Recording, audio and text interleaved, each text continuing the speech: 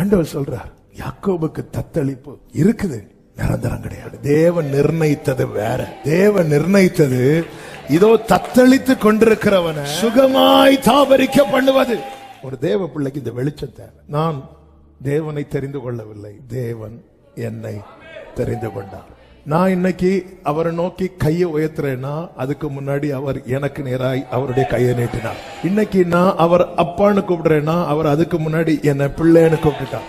உங்க அப்பாவை ஃபர்ஸ்ட் நீங்க அப்பான்னு கூப்பிட்டீங்களா, அல்லது உங்க அப்பா உங்களை மகளே மகனேன்னு கூப்பிட்டாரா?